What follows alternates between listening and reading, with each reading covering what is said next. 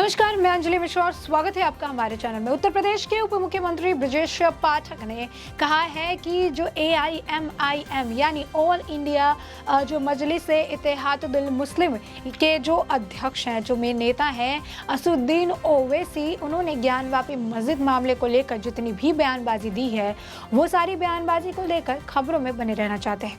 बहरहाल पाठक ने ज्ञानवापी मामले पर कोई टिप्पणी नहीं की और कहा कि मामला अदालत में है और हम आदेश का पालन करेंगे। बता दें आपको कि ज्ञानवापी मस्जिद मामले पर ओवैसी ने हालिया बयानों के बारे में पूछे जाने पर पाठक ने कहा कि AIMIM प्रमुख इस तरह के बयान देकर खबरों में बना रहना चाहते हैं। ओवैसी ने हाल ही में कहा था कि वो ज्ञानवापी मस्जिद मुद्दे पर बोलना जारी रखेंगे क्योंकि वो प्रधानमंत्री नरेंद्र मोदी या उत्तर प्रदेश के मुख्यमंत्री योगी आदित्यनाथ से नहीं डरते हैं। असदुद्दीन ओवैसी ने सोमवार को कहा था कि वो ज्ञानवापी मस्जिद के सर्वेक्षण से आहत है और 1991 के उच्चतम न्यायालय के फैसले की अनदेखी की गई है। हैदराबाद लोकसभा सीट से सांसद ओवैसी ने कहा कि ज्ञानवापी मस्जिद मुद्दे पर बोलना वो जारी रखेंगे क्योंकि वो प्रधानमंत्री नरेंद्र मोदी या उत्तर प्रदेश के मुख्यमंत्री योगी आदित्यनाथ से नहीं डरते हैं। गुजरात के बाडगामा में एक रैली को संबोधित करते हुए ओवैसी ने कहा कि ज्ञानवापी मस्जिद के मुद्दे पर बोलने पर लोग उनसे सवाल करते हैं। मैं बोलूंगा क्योंकि मैंने अपना ज़मीर नहीं बेचा है और ना ही कभी ऐसा करूंगा। मैं बोलता हूँ क्योंकि मैं केवल अल्लाह से डरता हूँ, किसी मोदी या योगी से नहीं। मैं इसीलिए बोलता हूँ क्योंकि बाबा साहेब अम्बेडकर द्वारा बनाया गया संविधान मुझे अभिव्यक्ति की स्वतंत्रता देता है। बनारसी के ज्ञानवापी परिसर में शिवलिंग मिलने से हिंदू पक्ष के दावे के बीच ओवैसी ने सोमवार को कहा था कि अब दोबारा कोई मस्जिद नहीं खोएंगे और ज्ञानवापी कयामत तक मस्जिद ही रहेगी। उन्होंने कहा था कि अगर हम अपने मोहल्ले या गाँव की मस्जिदों को आबाद रखेंगे तो ये शैतानी ताकतें जो ललचाई हुई नज़रों से हमको अपनी तहजीब की महरूम करना चाहती है, उनको पैगाम मिल जाएगा कि अब दोबारा भारत का मुसलमान मस्जिद खोने को तैयार नहीं है। गौरतलब है कि बनारस के एक स्थानीय अदालत के आदेश पर ज्ञानवापी मस्जिद परिसर के अंदर किए गए सर्वे से वजू खाने की सील करने और वहां किसी के भी जाने की पाबंदी लगा दी गई। हालांकि मुस्लिम पक्ष शिवलिंग मिलने के दावे को गलत ठहराता नजर आया। उनका कहना है कि मुगल काल की मस्जिदों में वजू खाने के अंदर फव्वारा लगाने जाने की परंपरा रही है। उसी का एक पत्थर आज सर्वे में मिला है जिसे शिवलिंग बताया जा रहा है। वहीं दूसरी तरफ मथुरा के कृष्ण जन्मभूमि ईदगाह मस्जिद विवाद पर भी अदालत में सुनवाई होगी। मथुरा की जिला अदालत ने सुनवाई की याचिका मंजूर कर ली। कोर्ट ने कहा कि पूजा स्थल अधिनियम 1991 शाही ईदगाह को देवता की संपत्ति से हटाने की मांग वाले मुकदमे पर लागू नहीं होगा। कोर्ट ने यह भी स्पष्ट किया कि अधिनियम की धारा 4(3)(b) के आधार पर अधिनियम के प्रावधान तत्काल सूट पर लागू नहीं होंगे और S4(3)(b) में कहा गया है कि S4 की उपधारा (1) और (2) के निहित कुछ भी उपधारा में संदर्भित किसी भी मामले के संबंध में किसी भी मुकदमे, अपील या अन्य कार्रवाई पर लागू नहीं होगा। दो अधिनियम से शुरू होने से पहले अदालत न्यायाधिकरण द्वारा अंतिम रूप से निर्णय निपटारा करना होगा और इसी से AIMIM के अध्यक्ष असदुद्दीन ओवैसी के लिए ये बात जो है, ये फैसला जो है बड़ा झटका माना जा रहा है। बता दें कि ओवैसी की तरफ से इस पूरे मामले पर जमकर बयानबाजी की गई थी। इस मसले पर AIMIM प्रमुख असदुद्दीन ओवैसी का बयान भी सामने आया था। उन्होंने मथुरा के श्री कृष्ण जन्म स्थान सेवा संघ और शाही ईदगाह ट्रस्ट के बीच हुई समझौते की याद दिलाई थी। उन्होंने कहा कि मथुरा के श्री कृष्ण जन्म स्थान सेवा संघ और ईदगाह ट्रस्ट के 1968 में एक समझौता से उनके मुद्दों का समाधान किया था। पूजा स्थल अधिनियम 1991 ऐसे मामलों को अदालत में जाने से भी रोकता है, लेकिन कानून अब कोई मायने नहीं रखता। मुसलमानों की इज्जत लूटना और अब एकमात्र लक्ष्य रह गया है।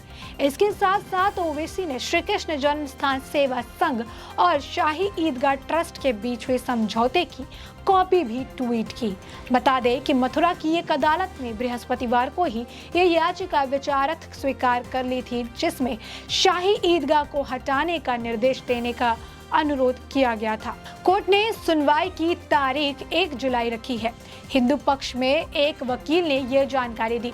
याचिका में दावा किया गया कि ईदगाह का निर्माण केशव देव मंदिर की जमीन पर किया गया, जो भगवान श्री कृष्ण का जन्म स्थान है। वहीं आपको बता दें कि वकील हरिशंकर जैन ने कहा कि अदालत ने इस मामले में दायर कई याचिकाओं में से एक को विचार के लिए स्वीकार किया।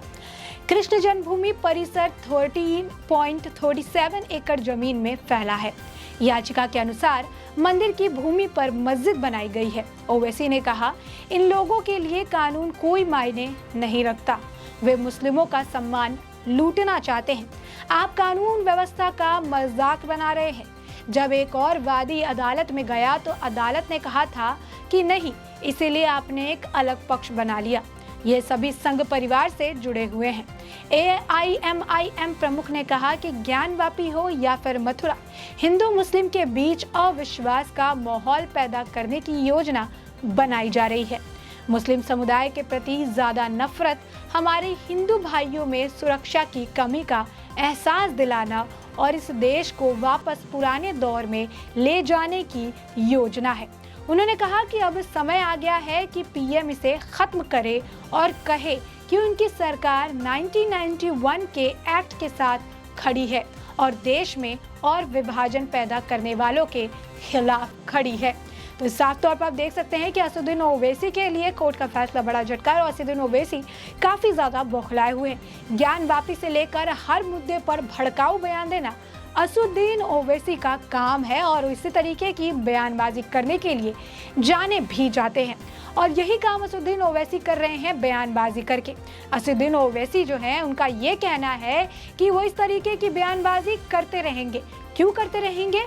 क्योंकि ज्ञानवापी के मुद्दे पर उन्हें बोलना है। उन्होंने ये कहा है कि मुसलमान एक और मस्जिद नहीं खोएगा और इसी तरीके से कई सारी बयानबाजी वो लगातार करते रहे हैं।